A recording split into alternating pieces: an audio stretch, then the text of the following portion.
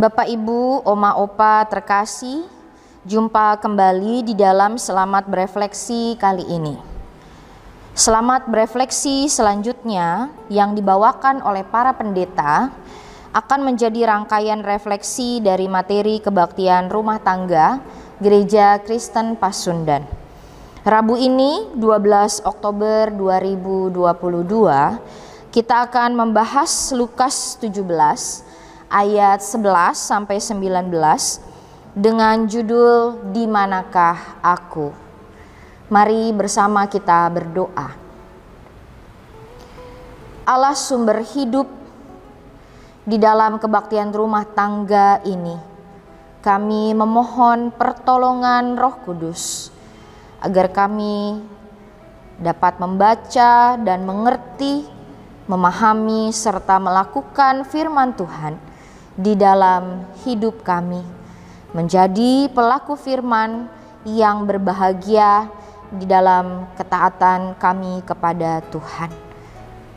Kami mohon pertolongan-Mu ya Allah. Amin. Lukas pasal 17 ayat 11 sampai 19 dengan judul ke-10 orang kusta. Dalam perjalanannya ke Yerusalem, Yesus menyusur perbatasan Samaria dan Galilea. Ketika ia memasuki suatu desa, datanglah 10 orang kusta menemui dia. Mereka tinggal berdiri agak jauh dan berteriak, "Yesus, Guru, kasihanilah kami."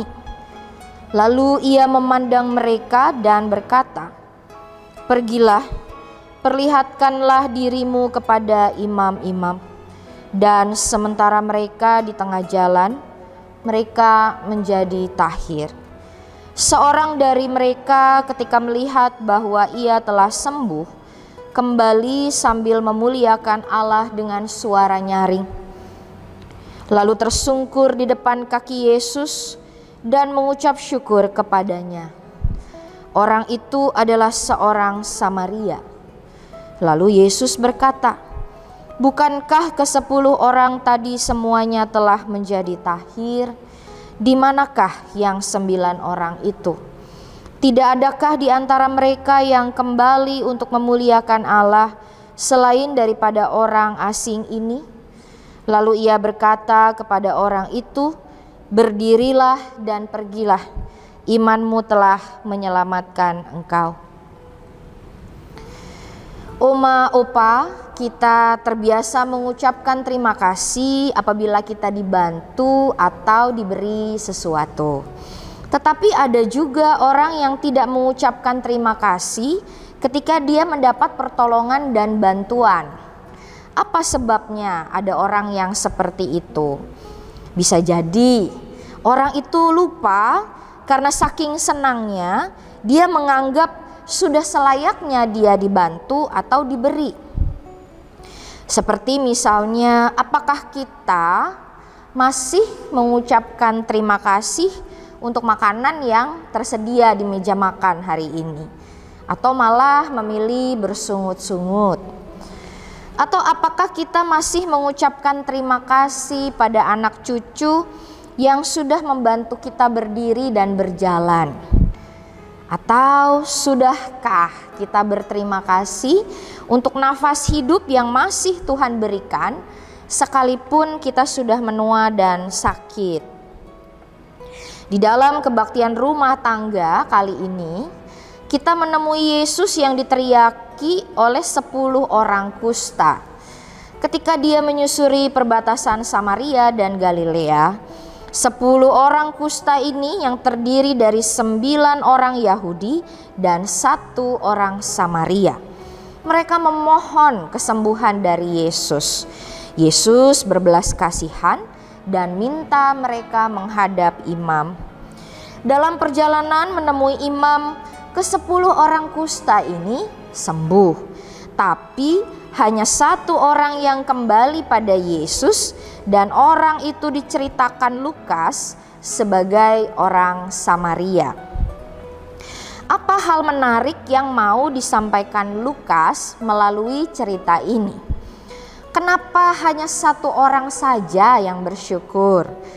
Karena kita melihat tidak mudah sesungguhnya jadi seseorang yang selalu bisa bersyukur atas kebaikan Tuhan. Kita sering lupa berterima kasih atas bantuan, pertolongan, atau kebaikan yang kita terima. Apa sebabnya? Nah, mari kita melihat kenapa satu orang ini bersyukur. Itu karena dia sadar bahwa dirinya sebenarnya tidak pantas disembuhkan karena dia orang Samaria. Orang Samaria sering dianggap sebagai golongan yang kurang murni alias warga kelas 2 oleh orang Yahudi. Jadi orang kusta yang seorang Samaria ini sangat berterima kasih karena dia sadar dia harusnya tidak masuk hitungan, tetapi Tuhan Yesus memasukkannya ke dalam hitungan atau prioritas. Oma opa pasti ada yang pernah merasakan berobat dengan BPJS, bukan? Antrenya pasti lama. Semua berebut dengan cepat mau jumpa dengan dokter. Kalau sudah dipanggil, kita tentu sangat bersyukur sekali. Karena sangat susah ketemu dokter, saya tebak pasti kita akan jauh lebih lega dan bersyukur, bukan? Apakah rasa syukur itu masih ada kalau seandainya kita nggak perlu ngantri? Kadang-kadang kita temui yang justru berobat tanpa asuransi mungkin merasa lebih leluasa untuk ngomel-ngomel. Kesembilan orang kusta yang lain tidak kembali lagi pada Yesus karena mereka merasa mereka memang layak diselamatkan. Mereka kan orang yang sebangsa dengan Yesus, sama-sama orang Yahudi. Jadi mereka merasa kurang perlu bersyukur karena merasa diri mereka layak untuk disembuhkan oleh Tuhan. Tentu saja Yesus mengasihani semuanya, baik yang tidak bersyukur maupun bersyukur, apalagi yang mengucap syukur. Kisah penyembuhan 10 orang kusta ini memberi kita pelajaran yang berharga, Bapak Ibu. Hendaklah kita mensyukuri apapun di dalam hidup kita saat ini. Belajar mengingat kebaikan Tuhan. Meskipun semuanya terasa menyebalkan. Sakit lutut, mata katarak yang lukanya terbuka lagi, sakit anak-anak kita yang belum kunjung sembuh. Kita mau anak-anak kita baik tapi mereka malah bersikap sebaliknya. Dan banyak hal lagi yang bisa membuat kita kesal. Mari kita melihat hal indah lainnya. Misalnya ketika kita bisa bangun pagi dan masih bernafas dengan baik. Kita masih bisa tidur, makan, dan bertemu dengan keluarga. Anak-anak, cucu sehat dan terlindungi. Tuhan itu baik karena kita ini sudah diselamatkan.